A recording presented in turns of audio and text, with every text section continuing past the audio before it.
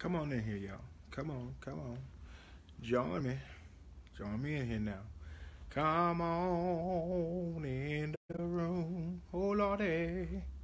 Come on in the room. Oh, y'all know the story. Sing that song with me, why don't you? Give y'all just a few seconds to gather yourselves. I know some of y'all are getting off work and all those other good things, but I want y'all to come on in here. I want to take a few moments to share my story with you all. Quite a few people have saw the pictures today, and so all is well. Lakeisha, thank you so much for your concern. I just want to take a few moments today to share my story. Somebody asked me about it on the backhand side. They wanted to know kind of what the deal was with the throwback Thursday pictures. And so today I just want to take a few moments of time just to share my story. I don't have a lot of time. I'm getting ready to go to a service now. But if you would do this, if you would like this video and share it, I certainly would appreciate it. A lot of people have been blessed. I've received a lot of testimonies on the backhand side about my pictures and how they bless people. And so I kind of want to share the story of how I went from being a preacher who ended up in prison, and now I'm back to where I am. So, I was born in Los Angeles, California, single parent home, that whole situation, that whole story. My mom did the best that she could to raise me. So this is not one of those situations where, I had a bad home or bad anything like that. No, this was literally the story of a young man who, though he was saved and sanctified, filled with the Holy Ghost, got involved with the wrong crowd. So, leaving Los Angeles, California, I left, going to Langston University in Langston, Oklahoma, on a full ride band scholarship. And I did fairly well while I was at Langston University, marched in the band, typical first year college student, fresh out of LA, got off the plane, saw goats and stuff, and really kind of blew my mind. Anywho, after my first year there at Langston University, I decided that I wanted to transfer to Oklahoma State. Transferred to Oklahoma State University there in Stillwater, Oklahoma, and I did well, but I got mixed up with the wrong group of people. I was kind of a loner once I got to Oklahoma State University, and so I got mixed in with a group of people who were involved in some checks and credit cards and stuff like that, and they really didn't fully know what they were doing. So they reached out to me because I was a smart kid, and asked me if I could help them with some stuff. And of course I agreed, for college student away from home, not really wanting to call home and ask a lot of questions. Bless you all. Thank you all for coming. Once again, if you're just hopping in, if you go ahead and like and share, I'd certainly appreciate it. Maybe someone else will be blessed by this time that I have with you all. So, I got mixed up, got involved with the wrong group of people while I was at Oklahoma State University, and got involved pretty much with some checks, credit cards, identity theft type stuff. And it's probably about like 15 of us that were involved in it. However, I'm the only one who took the fall for it, because here it is. So I finished my degree at Oklahoma State University in psychology and religious studies, and I went ahead to the advanced degrees, went to Howard University and got my MDiv, started living my life, was living down in Houston, Texas, working in ministry with my father, Bishop Charles Brown.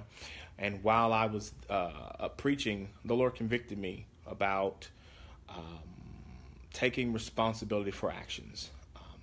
And so it was literally after the Lord convicted me that I then came back to Oklahoma. I turned myself in, and I got rammed, if you will, by the state of Oklahoma.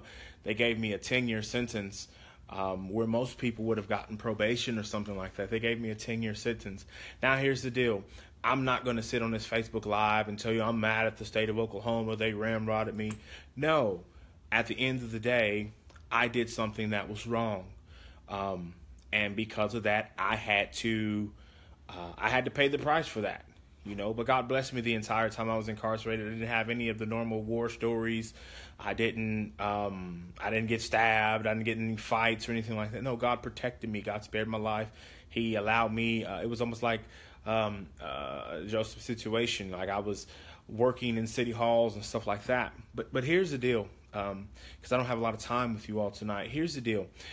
Even if you find yourself in bad situations, you find yourself making mistakes, God is faithful. And one thing about it is, some of you all saw those bottom two pictures on my TBT kind of pictures there. Those were taken a year ago, because the truth of the matter is I only got out last September. It's been a year since I've been out of incarceration, and God has blessed in so many tremendous ways. You know, we launched our church in January of this year. And we launched with a great group of people that are still with us, and we're growing. God saw fit to elevate me to being a district superintendent. But the truth of the matter is that all happened because God has been faithful. He's been faithful to his word, because there were times when I felt like giving up. Like I was incarcerated and saying, there's no way in the world that God would still use someone who's been to prison. There's no way in the world that God would use my voice. And I really was down on myself. In fact, I literally felt like ministry was done. So I needed to find something else to do.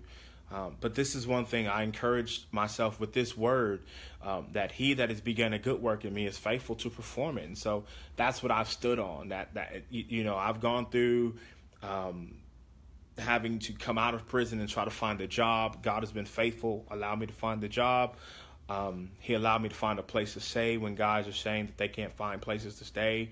I got a vehicle. I got a church. I'm pastoring a church, I should say, all because God has been faithful. But that happened because I have been faithful to do the things that God has called me to do. Have I been perfect since I got out? No, I haven't. I've made mistakes along the way, but God has been faithful to his word. And so I literally just want to encourage those of you all who are watching this live who've gone through the same situation. I've seen a couple of you all check in that have shared your testimony with me on the back end side about, you've gone through the same situation, being in prison, and now find yourself struggling. Let me say this to you, that God is faithful. I'm a living witness that God can and he will. But this is what you got to do. You have got to resolve in your mind that you will not let the situation that you've gone through stop you from moving forward. You've got to just have that bulldog, tenacity that just says, you know what, okay, that was my past, but my past is going to be my stepping stone to get to where it is that I'm trying to go. And so I literally want to encourage anyone out there who's gone through the prison situation or who's gone through a bad situation, don't let that define who you are. That does not define you. What and who defines you is the Lord Jesus Christ and his purpose for your life. And so you cannot allow, if 2 years ago I would have taken what I said to myself, which was, I'm done in ministry, God doesn't have a purpose for me anymore, then I would be literally wallowing in self-pity and despair. And I certainly wouldn't be where I am right now. But I was wise enough to know that was not the end. In fact, the truth of the matter is that's been the beginning, because I've been able to use the test that I went through and that part of my life as a testimony. Even today, I talked to a young man. I got a phone call from Houston, Texas saying, hey, would you talk to my son? My son, he's been in jail and he's just kind of in a rut. And I said, sure, because I understand that I'm not going to allow the enemy to be able to use this time against me. In fact, I posted that picture once before because I determined in my mind that I was no longer going to be a prisoner to my past. I was free, but I was still locked up in fear that somebody would find out. And so literally I just said, you know what? Ain't nobody else going to tell my story. I'm going to tell my story for myself.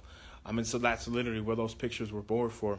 And so now I say to those who are struggling with the same situation, you may have been locked up or you find yourself involved in something that you should not have. Let me say this much to you, that that's not your end. That can be, and it will be if you allow it to, that will be your beginning, because God will take that experience and he will use it to grow from. I was with my good friend Bishop Cedric Beard, who'll be here for my first district meeting next week, and he's talking about the man who was laid at the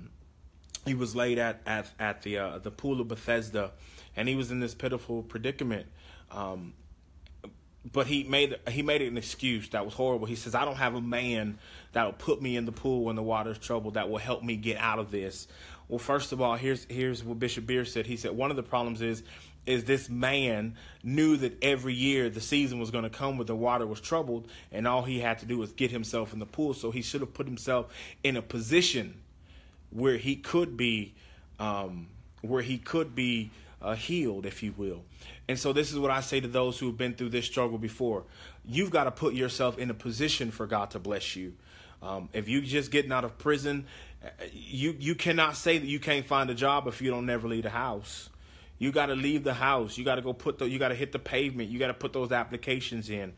You got to hear a lot of no's. I know about no's. I've heard a lot of no's, y'all. To be truthfully honest with you, my job that I was working for a year with mental health let me go like 2 months ago. Haven't been able to find a job since, but God has been faithful, okay?